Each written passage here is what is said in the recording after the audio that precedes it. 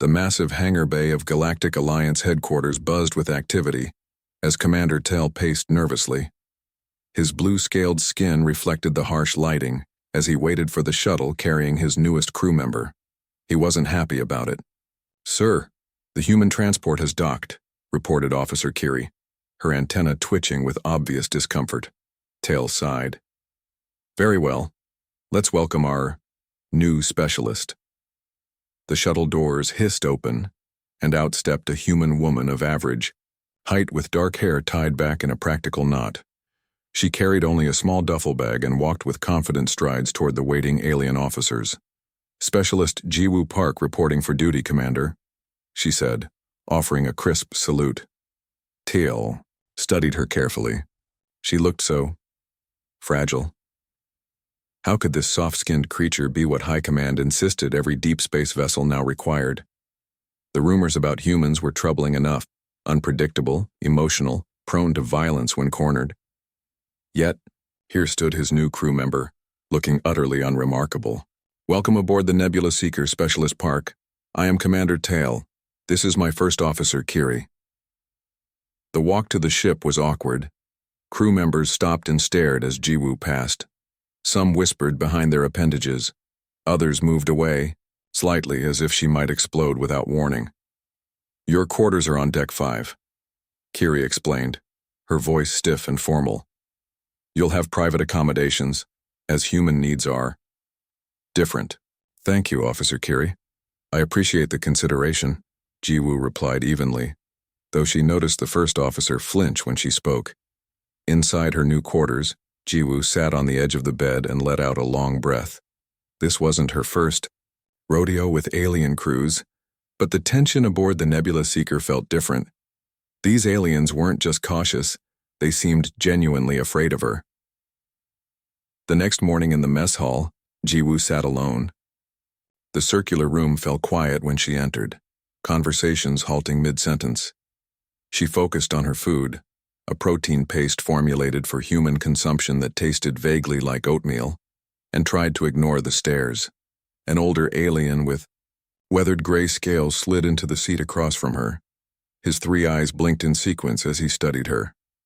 "I've served on 6 vessels," he said without introduction. "Never with a human until now." Jiwoo nodded politely. "Well, there's a first time for everything. You know why they're putting humans on our ships now?" he asked, leaning forward. "Standard integration policy, I was told." The alien made a clicking sound that might have been laughter. "That's what they say. But ask anyone who survived the void incidents, only the humans stayed sane." Before Jiwoo could ask what he meant, the ship's alarm blared. Red lights flashed throughout the mess hall. "Engineering emergency," announced the ship's AI. "All technical personnel report to Engine Room 2. Jiwoo, as the ship's new technical specialist, rushed to the scene. Thick green smoke poured from a damaged power coupling. 3 engineers lay unconscious on the floor while others tried to contain the damage from a safe distance. "The coolant's leaking," shouted Chief Engineer Maz. "If it reaches the core, we'll lose propulsion." Commander Tale arrived moments later. "Evacuation protocol. Seal this section." "Wait," Jiwoo interrupted, scanning the situation. "I can fix this." "Impossible," Maz replied. "The toxicity levels are too high. Even with breathers, organic tissue will suffer damage after 30 seconds of exposure." Jiwoo was already grabbing emergency gear from a wall unit. "Human tissue is more resilient to this particular coolant. I studied your ship schematics last night. I need 2 minutes." Before anyone could object, she pulled on a breathing mask and rushed into the green cloud. The aliens watched in horror as she disappeared into the toxic fog. They could barely make out her silhouette as she worked at the damaged coupling. "She's insane," whispered Curie to Tale. "No safety protocols, no proper equipment verification." Tale's mouth tightened. "This is why I didn't want a human aboard. Unpredictable, dangerous."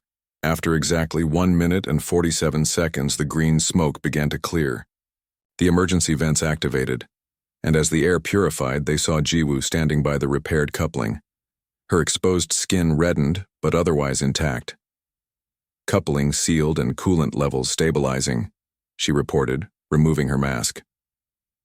The flow regulator was misaligned. I adjusted it and bypassed the damaged section. The engineering crew stared in silent shock. What she'd done violated at least 6 safety procedures, yet she'd saved the ship from a major system failure. Later that evening, Jiwoo received a message from Commander Tyal requesting her presence on the bridge. When she arrived, he was alone, staring out at the stars. "What you did today was reckless," he said without turning. "It worked, didn't it?" "That's not the point." Tyal finally faced her. "You endangered yourself." "I calculated the risk. My species can handle brief exposure to that coolant better than yours." Tail's expression was unreadable. "Perhaps. But understand this. On my ship, we follow protocols. They exist for a reason." Jiwoo nodded respectfully. "Understood, Commander." As she turned to leave, Tyal added something unexpected.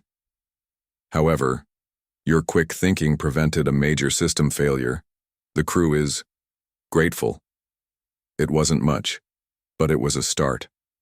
As Jiwoo walked back to her quarters, she noticed a few crew members nodding to her in the corridors. One even offered what might have been a smile. She had much to prove, and the mystery of why humans were suddenly in demand throughout the fleet still troubled her. But for now, she'd earned her place, even if it was as the terrifying, reckless human who might just be irreplaceable when crisis struck.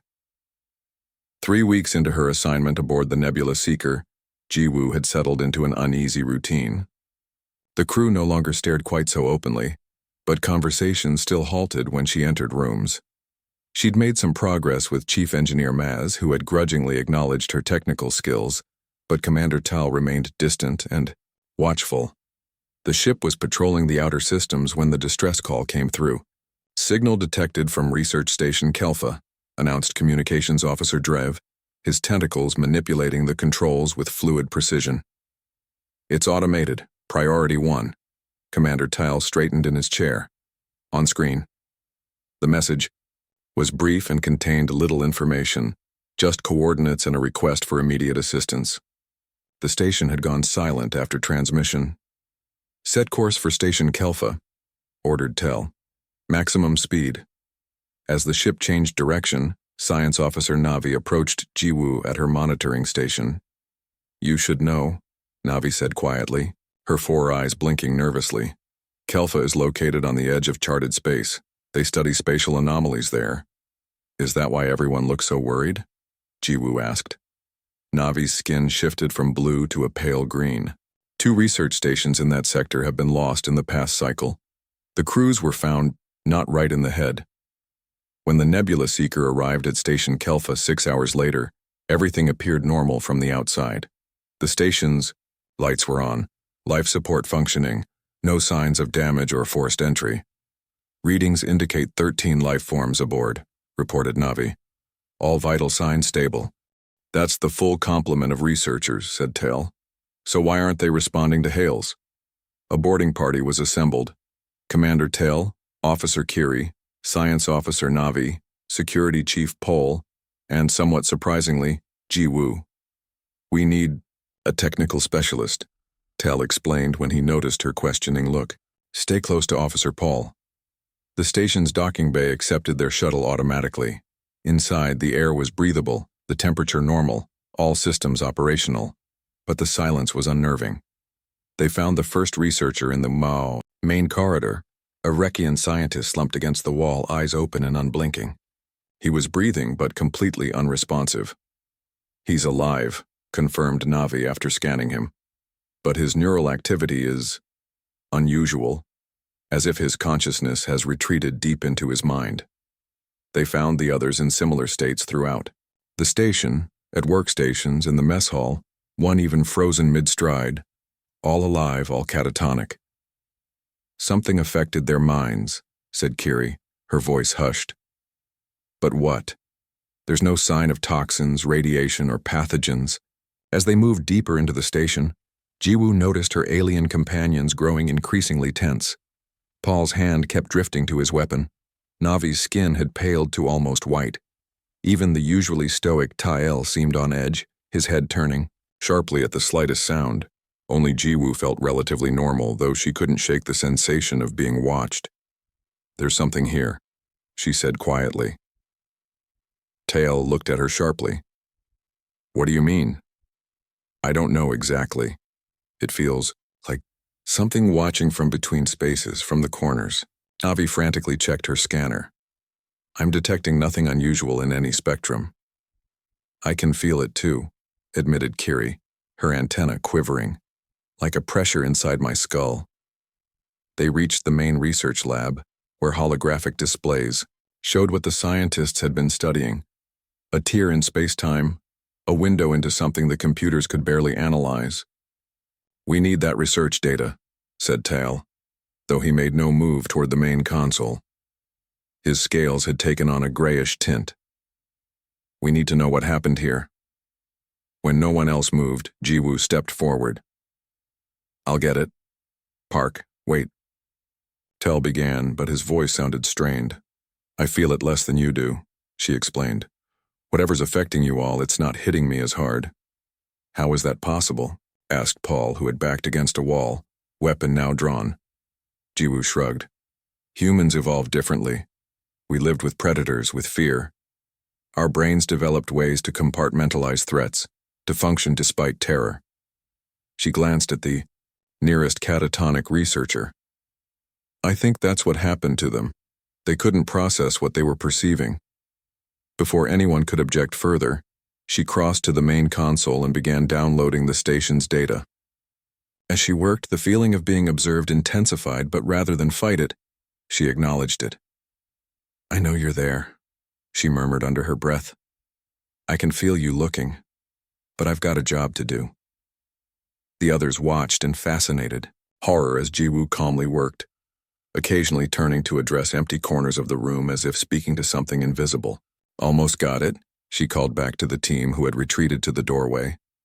Their final entries mentioned perceiving entities during their experiments. They opened something they shouldn't have. The download completed, and Jiwoo pocketed the data crystal. As she turned back toward her crewmates, the air behind her seemed to shimmer momentarily. "We need to leave," she said calmly. "Now." They retreated to the shuttle in tense silence. Once aboard the Nebula Seeker, Navi and the medical team immediately began analyzing the data, while the boarding party underwent decontamination. "How did you do that?" Kiri asked Jiwoo as they waited. "How could you stand being in there when the rest of us could barely think straight?" Jiwoo considered the question carefully. "Humans have always lived with the unknown, with things we couldn't understand. We tell stories about monsters in the dark to prepare our minds for facing the inexplicable." She smiled slightly.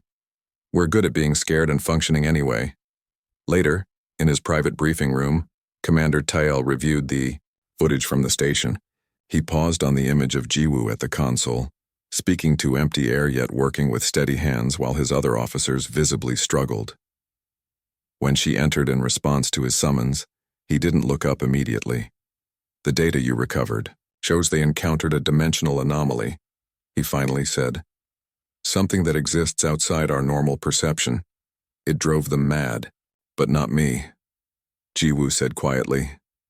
Tael looked at her with new understanding. "No, not you." He stood and faced her directly. "I believe I now understand why Alliance High Command has been assigning humans to deep space vessels.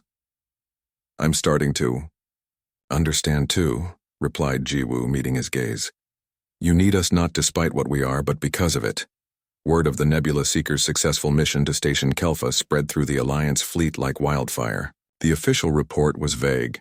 Research station secured, data retrieved, all within standard parameters. But the unofficial stories told a different tale. Whispers about the human who walked through invisible horrors while alien officers cowered. 1 month after the incident, Commander Tael received the third private message in as many weeks from captains of other vessels. "Another request for advice on managing human crew members," he muttered, closing the message on his personal screen. He glanced across the bridge to where Jiwoo worked at her station, seemingly oblivious to the way the crew now looked at her, not with fear but with something approaching cautious respect. "Specialist Park," he called. "A moment in my ready room." Once the door closed behind them, Tile gestured for Jiwoo to sit. "We're being ordered to Starbase Omega for resupply and crew rotation. We arrive tomorrow." "Yes, sir." "Is there a problem?" Tile studied her for a moment. "You've noticed the change in how the crew responds to you since Kelfa?" Jiwoo nodded. "They're less afraid of me. More curious. And you've noticed I've been receiving communications from other ship's captains." She smiled slightly. "The communications officer may have mentioned it." Tail made a sound that might have been a laugh. "I suspected as much." He leaned forward. "These captains want to know how to work with their human crew members. Apparently, every deep space vessel in the fleet has received at least one human assignment in the past 6 months.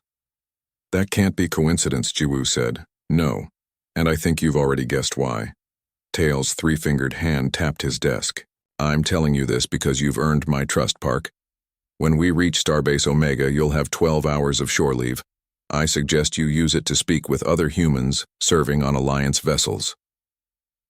The next day, Jiwoo stepped onto the vast promenade of Starbase Omega, a spinning artificial world that housed tens of thousands of beings from across the Alliance.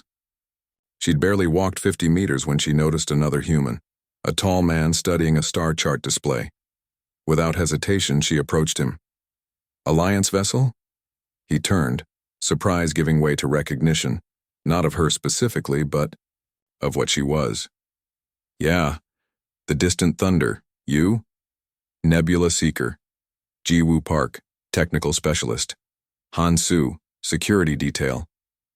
He offered his hand, and she shook it, a distinctly human gesture that felt suddenly precious. "Let me guess, your captain suggested you mingle with your own kind during shore leave?" Jiwoo raised an eyebrow. "How did you know?" Han smiled wryly. "Because there are 7 of us meeting at the Celestial Brew in an hour. Now there are 8. The Celestial Brew turned out to be a quiet establishment tucked away from the main thoroughfares of the starbase. Inside, Jiwoo found herself in the unexpected company of 7 other humans, the most she'd seen in one place since leaving Earth. 3 women, 4 men, all wearing the insignia of different Alliance vessels. "Welcome to the club," said a woman with curly hair and tired eyes. "I'm Day, Engineering Corps, Starlight Venture." They introduced themselves around the table. Besides Day and Han, there was Minho from the Eclipse Drifter, Jin Young from the Void Walker, Yuna from the Stellar Horizon, Tai from the Quantum Leap, and Sunwoo from the Nova Reach. Different ships, different specialties, but as they shared their experiences, a pattern quickly emerged. "They assigned me 3 months ago," said Minho, nursing his drink. "Captain wouldn't tell me why, but then we encountered this derelict vessel near the silent sectors. Everyone started having nightmares, hallucinations. I was the only one who could board it." "Silent sectors," Jiwoo repeated. "That's where Station Nai Kelfa was located." Sunwoo, the oldest of the group, nodded grimly. "The silent sectors are what this is all about. Alliance has been trying to chart them for decades, but ships kept coming back with insane crews if they came back at all. Until they started putting humans on board," finished Yunha. "My ship was investigating a pulsar with unusual properties. The science team started exhibiting signs of collective psychosis, except me. It's like we're some kind of psychological shield," said Tay. "My captain actually told me I have a stabilizing effect on the crew when we encounter anomalies." "But why us?" asked Jiwoo. "What makes humans different?" Han set down his glass with a decisive click. "I hacked my ship's classified files." When the others stared at him, he shrugged. "Security specialists have access. There was a report from Alliance xenopsychologists theorizing that human minds evolved differently because of Earth's unique conditions." "What conditions?" asked Day. "Predators," said Han. "Earth had an unusually high number of apex predators throughout human evolution. We developed psychological defenses, the ability to function despite fear, to rationalize the incomprehensible, to face the unknown and not break." A heavy silence fell over the table as they absorbed this. "They're using us as canaries in the cosmic coal mine," Jin Young finally said. "Except we don't die when the air goes bad." No, Jiwoo corrected. They're using us as guides, as anchors, to reality when reality itself becomes questionable. When Jiwoo returned to the Nebula Seeker hours later, Commander Tyel was waiting in the docking bay. Productive shore leave? He asked, falling into step beside her. Very. I met 7 other humans serving on Alliance vessels. She stopped walking and turned to face him directly. The Alliance discovered something in the silent sectors, didn't they? Something that affects minds, and they discovered that humans can withstand it. Tail's expression remained neutral, but his scales rippled slightly, a sign of discomfort. I am not at liberty to confirm or deny Alliance strategy. With respect, Commander, if I'm going to be your canary, I deserve to know what kind of mine we're entering. For a long moment, Tel was silent.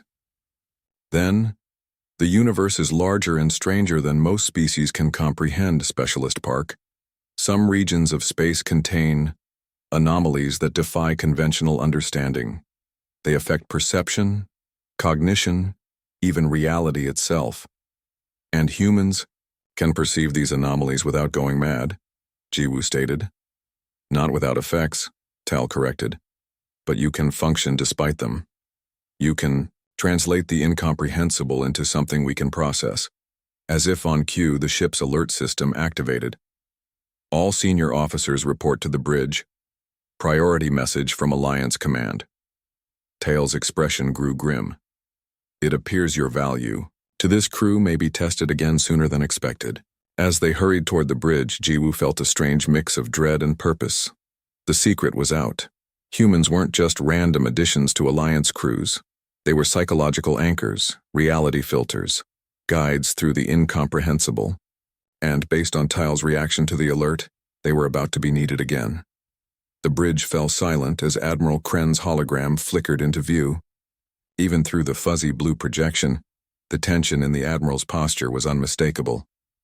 Commander Tyle, the Nebula Seeker, is being reassigned, the Admiral announced without preamble. You are to proceed immediately to coordinates being transmitted now. This mission is classified Level Alpha. Tail's scales darkened, the equivalent of a human going pale. Level Alpha, Admiral? That's deep silent sector territory. Indeed. You'll be investigating a primordial anomaly discovered by our long-range probes. Initial readings suggest it may be. The Admiral hesitated. The source of the phenomena we've been encountering throughout that region. Jiwoo felt the crew's eyes flicker toward her, then quickly away. We'll depart immediately, Tal replied, his voice steady despite his obvious concern. After the transmission ended, the commander turned to his crew. Set course for the transmitted coordinates. Maximum warp. As the ship hummed to life around them, First Officer Kiri moved closer to Tel. Sir, no ship has ventured that deep into the silent sectors and returned with a functional crew. I'm aware, Tel said quietly. Then, louder. Specialist Park, report to my ready room.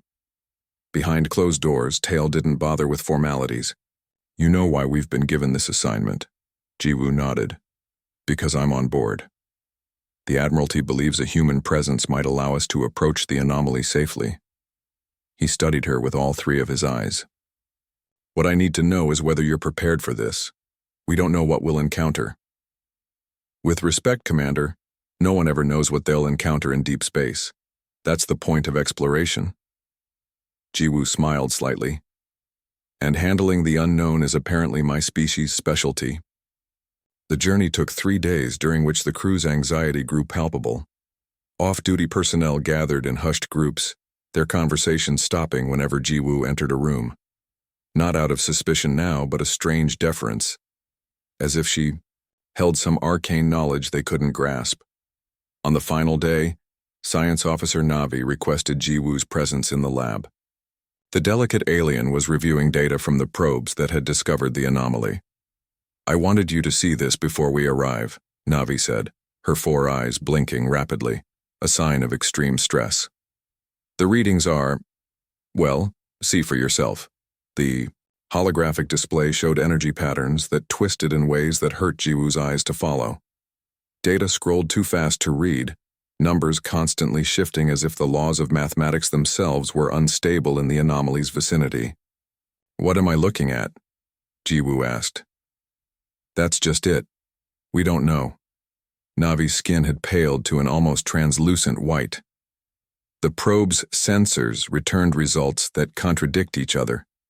Energy readings that should be impossible. Spatial dimensions that fluctuate. Jiwoo studied the display, forcing herself to look directly at the twisting patterns. "And you're worried about how it will affect the crew when we get closer." The probe's AI systems experienced cascading failures when they approached. If artificial intelligence can't process it, Navi left the implication hanging. "But you think I can," Jiwoo finished. Navi's antennae drooped slightly. "Command does. I hope they're right." The Nebula Seeker dropped out of warp at the edge of the designated coordinates. On the view screen, space looked normal, stars against the void, the distant smudge of a nebula. "No visual anomalies," reported Officer Driv from the communication station. "Sensors are detecting unusual energy fluctuations directly ahead," said Navi, her voice tight. "Approximately 2 million kilometers." "Take us in half impulse," ordered Tail. All stations on high alert. They had barely traveled a quarter of the distance when the first officer collapsed. Kiri fell to her knees, hands pressed against her head, making a high keening sound. "Medical to the bridge," Tail shouted, moving to her side. Before the medical team arrived, 2 more bridge officers began showing signs of distress. One stared blankly at his console, mumbling incoherently. Another began laughing uncontrollably. Jiwoo felt it too. Pressure at the edges of her mind, like fingers trying to pry open a door.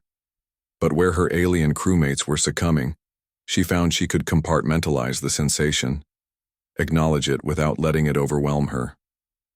"We need to turn back," urged Dr. Lim, the chief medical officer, as she administered sedatives to the affected crew. "Their minds can't handle the proximity." Tail himself was visibly struggling, his scales shifting color erratically, his movements becoming jerky. "We have orders. Must investigate." "Commander," Jiwoo said firmly, "at this rate, we'll have no functioning crew left before we even reach the anomaly." Tail's third eye fixed on her while the other 2 wandered. "You seem unaffected." "Not unaffected," she corrected. "Just handling it differently. I can perceive what's happening, but it's not overwhelming me." As if to punctuate her point, the ship's systems began to fluctuate. Lights dimmed and brightened in random patterns. Consoles flickered with symbols that hadn't been programmed into them. "Ship's AI is being affected," reported Chief Engineer Maz through the comm system, his voice strained. "We're losing control of automated systems." Tail struggled to his command chair, visibly fighting whatever influence was attacking his mind. "Can't turn back now. Too important." Jiwoo looked around the bridge. Half the crew was incapacitated. The others were fighting to maintain their sanity. Even the ship itself was failing. "Commander," she said, approaching Tail's chair. "Let me take command." His eyes, all 3 now wandering independently, struggled to focus on her. "What?" "I'm the only one who can function in this environment. Let me guide us through." For a moment, Tail's mind seemed to clear. By what authority? By the authority of Alliance Command, who sent us here knowing I was on board. They knew this would happen. They knew I'd be the last one standing. Around them, more systems failed. The view screen dissolved into impossible geometries that Jiwoo forced herself not to look at directly. "Do it," Tail finally said, slumping in his chair. Jiwoo took a deep breath and moved to the navigation console, gently moving aside the officer who sat there staring at nothing. "This is Specialist Jiwoo Park," she announced to whoever could still hear. "I'm assuming command under emergency protocol. All functioning personnel acknowledge." Only 3 voices responded from throughout the ship. "I'm going to navigate us through the anomaly," she continued. "I can see the path." And she could, though see wasn't quite the right word. She could sense gaps in the madness, places where reality remained more stable. As she worked the controls, Jiwoo found herself using instincts she never knew she had, deliberately triggering her own fear responses to heighten her perception of the dangers around them.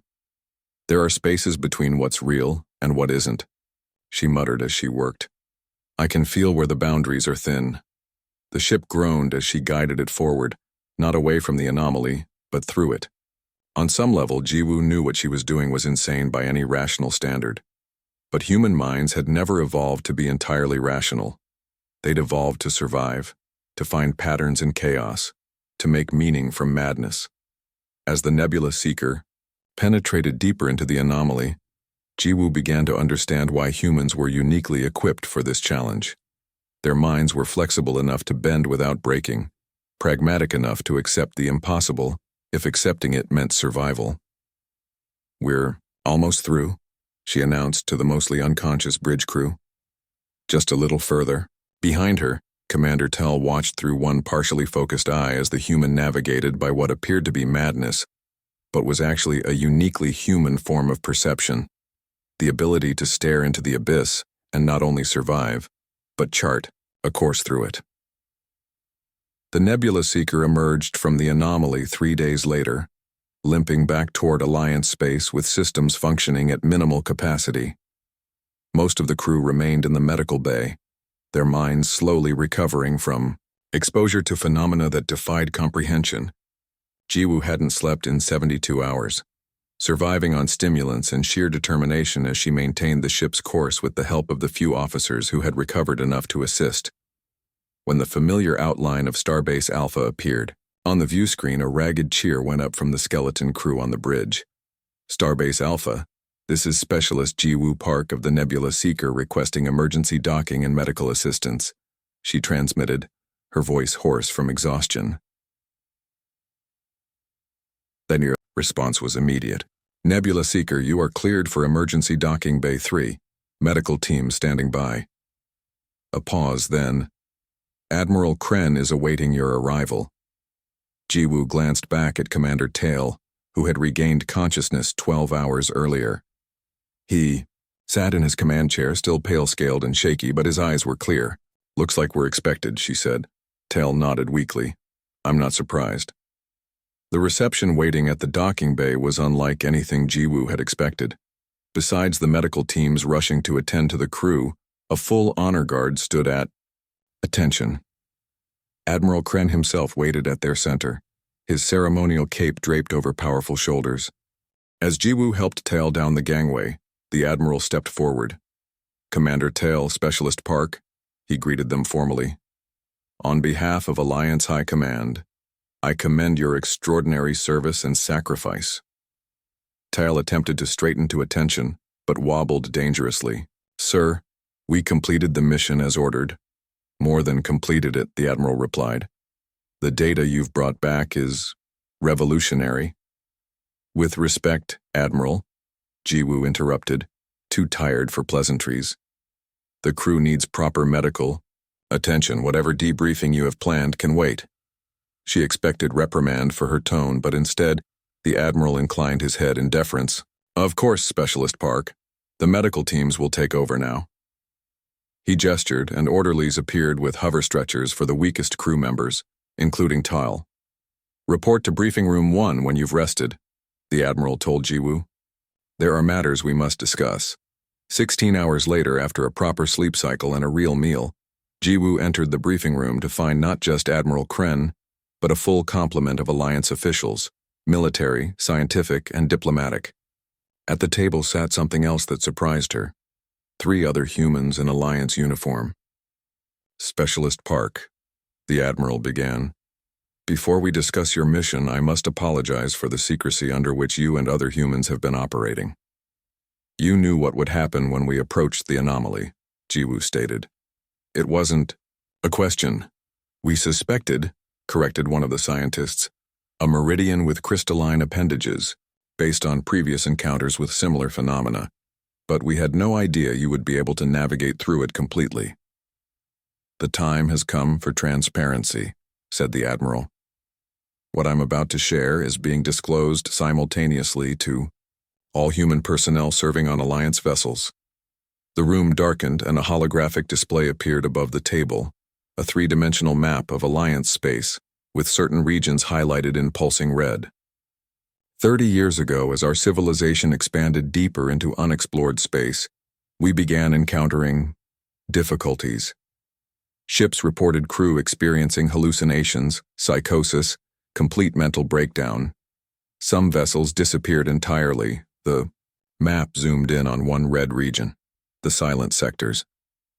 We discovered that certain regions of space contain what we now call reality anomalies, places where the fundamental laws of the universe as we understand them become unstable. Our scientists theorize that most sentient minds simply cannot process these contradictions without breaking. Another scientist, a Rekian-like tale, continued. Then 12 years ago, a mixed-species exploration vessel with 2 human scientists aboard encountered a minor anomaly. While most of the crew suffered severe mental trauma, the humans reported only unease and strange perceptions. They remained functional. "You started experimenting with human crews," Jiwoo said, the pieces falling into place. "We began a careful integration program," corrected the Admiral. "First with research vessels, then with deep space explorers. The results were consistent. Human presence aboard ships experiencing reality anomalies significantly reduced the severity of effects on non-human crew members." "But why?" asked Jiwoo. "What makes us different?" One of the other humans at the table, a woman with short gray hair and the insignia of a xenobiologist, spoke up. "It's our evolutionary history.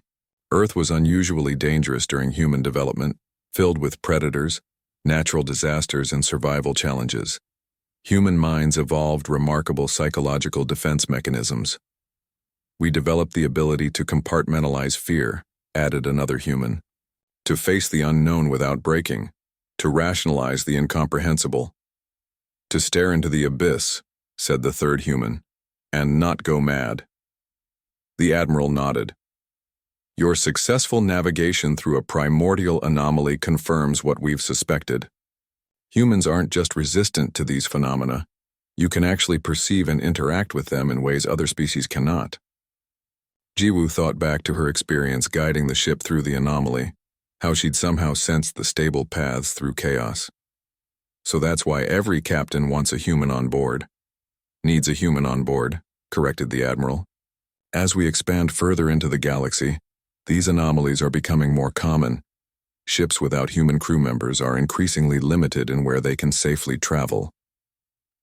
The briefing continued for hours, with scientists explaining the nature of the anomalies, military officials discussing strategic implications, and diplomats addressing the new status of humans within the Alliance.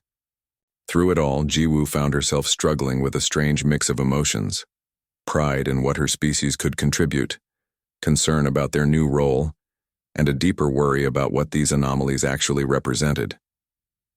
As the meeting concluded, Admiral Kren approached her privately. "There's one more thing, Specialist Park. Based on your extraordinary performance, Alliance Command is creating a new position on all ships, Reality Anchor. You're being promoted to serve as the first such officer on the Nebula Seeker once repairs are complete." "Reality Anchor," Jiwoo repeated, testing the title. "And our role would be to do what you've already done, help guide ships and crews through the unknown regions of space that defy conventional understanding." The Admiral's expression grew serious. "The universe is far stranger than we ever imagined, Specialist Park. We need humans to help us navigate it." 2 weeks later, Jiwoo stood in Commander Tail's ready room. The commander had recovered fully, though doctors said some crew members might never completely heal from their exposure to the anomaly. "Reality Anchor Park," Tail greeted her, using her new title. "Are you prepared for our next mission?" "As ready as anyone can be to face the incomprehensible," she replied with a small smile. "The repairs are complete?" "Yes, and we've received new personnel, including 5 more humans for different departments." Tail's scales shifted to a deep blue, a sign of respect in his species. "I must admit I've come to understand why the Alliance values your kind so highly." "And why is that, Commander?" Tail considered his answer carefully. Most species evolved in environments that rewarded harmony with their surroundings, stability, predictability. He gestured to the viewport where stars stretched into infinity. But out there, the universe is rarely stable or predictable. Humans evolved to thrive in chaos, to find patterns in madness, to face terror and continue functioning. He turned back to her. What makes your species terrifying, your ability to adapt to the unthinkable, is precisely what makes you irreplaceable. As Jiwoo took her new position on the bridge, she looked around at the crew, a mix of species now including other humans. They no longer watched her with fear or suspicion, but with a new understanding. Humans weren't just another species in the galactic community. They were guides through the darkness, anchors to reality when reality itself became questionable. The stars beckoned through the viewport, some shining bright and clear, others pulsing with strange energies that only human eyes could truly perceive. It was a dangerous universe out there, filled with wonders and horrors beyond imagination. But thanks to humanity's unique evolution, their minds forged in the crucible of Earth's dangers, they would not face it alone. Reality anchor ready, Jiwoo reported as the ship prepared to depart. Course set for the unknown.